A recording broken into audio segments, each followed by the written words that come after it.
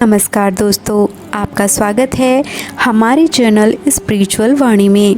दोस्तों, वाल्मीकि रामायण, रामचरितमानस, रामचंद्रिका, साकेत, पंचवटी आदि ग्रंथों में शूर्पणखा के बारे में जानकारी मिलती है।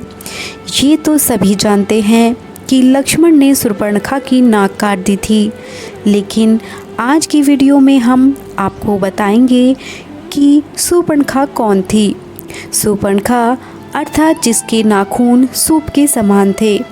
यह ऋषि विशर्वा की और केकसी की पुत्री थी और लंका नरेश रावण की बहन थी। शूर्पणखा के पति का नाम कुबेर था, जिसको बेदखल कर दिया गया था। रावण के लंका में जम जाने के बाद उसने अपनी बहन शूर्पणखा का विवाह कालका के पुत्र दानवराज विद्युतजिह्वा के साथ कर दिया था। रावण को भी शूर्पणखा ने श्राप दिया था।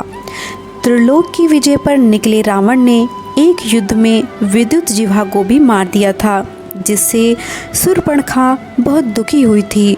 उसने मन ही मन रावण को श्राप दिया था कि मेरे ही कारण तेरा सर्वनाश होगा। रावण ने उसे आश्वस्त करते हुए अपने भाई खर के पास रहने के लिए भेज दिया और वो दंडकारण्य में रहने लगी। हालांकि यह भी कहा जाता है कि एक बार रावण ने शूर्पणखा के घर जाकर देखा कि उसका पति विद्युतजिह्वा श्री हरि का उपासना कर रहा है। ये देखकर रावण क्रोधित हो गया और उसने उसका वहीं पर वध कर दिया था। राम पर भी मोहित हो गई थी शूर्पणखा। कथा के अनुसार श्री राम दंडकारण्य में ही रहते थे। वहाँ शूर्पणखा ने जब श्री राम को देखा तो वो उन पर मुग्ध हो गई। राम का परिचय जानकर उसने कहा, मैं इस प्रदेश में स्वेच्छाचारिणी राक्षसी हूँ। मुझसे सब भयभीत रहते हैं। लंकापति बलवान रावण मेरा भाई है। मैं तुमसे विवाह करना चाहती हूँ। यह सुनकर श्री राम मुस्कुराए और बोले कि उनका विवाह हो चुका है। लक्ष्मण जी ने उनकी नाक काट दी थी। शूर्पणखा ने लक्ष्मण के समक्ष विवाह प्रस्ताव रखा तो लक्ष्मण ने अस्वीकार करते हुए उसे फिर राम के पास भेज दिया।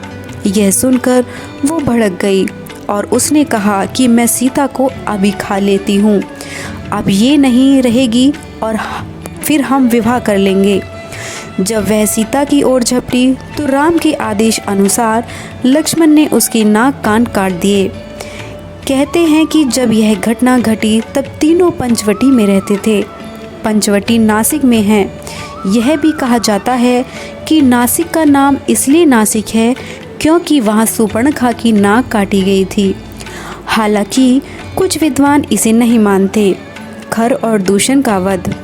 अपनी कटी नाक के साथ शूर्पणखा अपने भाई खर और दूषण के पास गई। दोनों ने अपनी सेना सहित हमला किया। राम ने लक्ष्मण और सीता को एक कंदरा में जाने को कहा और वे अकेले ही संपूर्ण सेना से युद्ध लड़े। अंत में उन्होंने खर और दूषण को उनकी सेना सहित वध कर दिया। मुनि और गंधर्व भी ये युद्ध देखने आए थे। दुष्यंत त्रिशिरा और उनके अनेकों राक्षसों के मारे जाने पर खर स्वयं राम से युद्ध करने गया और वो भी मारा गया। राम ने खर और दूषण त्रिशिरा और 14,000 राक्षसों को मार डाला। रावण की सभा में पंचवटी में लक्ष्मण से अपमानित शूर्पणखा ने अपने भाई रावण को अपनी व्यथा सुनाई और उसके कान भरते हुए कहा, सीता अत्यंत सुंदर है और वो तुम्हारी पत्नी बनने के सर्वथा योग्य है।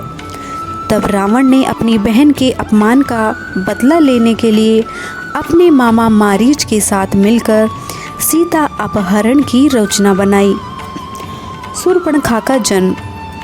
कहते हैं कि पूर्व जन्म में शूर्पणखा चंद्रलोक की नयनतारा नाम की अप्सरा थी।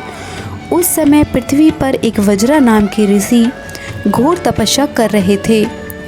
तब नयनतारा पर प्रसन्न होने के कारण ऋषि की तपस्या भंग करने हेतु इंद्र ने इसे ही पृथ्वी पर भेजा था। परंतु वज्रा ऋषि की तपस्या भंग होने पर उन्होंने इसे राक्षसी होने का श्राप दे दिया। ऋषि से क्षमा याचना करने पर वज्रा ऋषि ने उसे कहा कि राक्षस जन्म में ही तुझे प्रभु के दर्शन होंगे। तब वही अप्सरा देह त्याग के बाद शूर्पणखा राक्षसी बनी। शूर्पणखा की ज्ञान चक्षु खुले। जब लक्ष्मण जी ने खा के नाक काट दिए थे तो शूर्पणखा के ज्ञान चक्षु खुल गए थे और उसे भान हो गया कि वो कौन है। तब उसने प्रभु के कार्य को पूरा करने के लिए उनकी सहायिका बनकर प्रभु के हाथ से खर और दूषण, रावण, कुंभकर्ण, मेघनाथ आदि निशाचरों को मरवा दिया और प्रभु प्राप्ति की उचित प्रक्रिया अपनाने के लिए पुष्कर जी में चली गई और जल में खड़ी होकर भगवान शिव का ध्यान करने लगी। हालांकि यह भी कहा जाता है कि रावण का वध होने के बाद आदि गुरु शुक्राचार्य के पास चली गई थी और जंगल में उनके आश्रम में रहने लगी थी। श्री कृष्ण की पत्नी ऐसी किदवंती है कि शिव आराधना के बाद भगवान शिव ने शूर्पणखा को दर्शन देकर वर प्रदान किया था। 28वें द्वापर युग में जब श्री राम कृष्ण अवतार लेंगे तब उसी रूप में तुम्हें कृष्ण पति रूप में प्राप्त होंगे। तब श्री कृष्ण तुम्हारी कुबड़ ठीक करेंगे। वही नयनतारा अप्सरा का मनमोहक रूप प्रदान करेंगे। तो भाइयों और बहनों, ये थी शूर्पणखा से जुड़ी रोचक जानकारियाँ। आप में से किसी को भी कोई भी जानकारी अगर पसंद आई हो कृपया कमेंट बॉक्स में कमेंट करके बताएं। वीडियो को लाइक और शेयर अवश्य करें। जय श्री राम।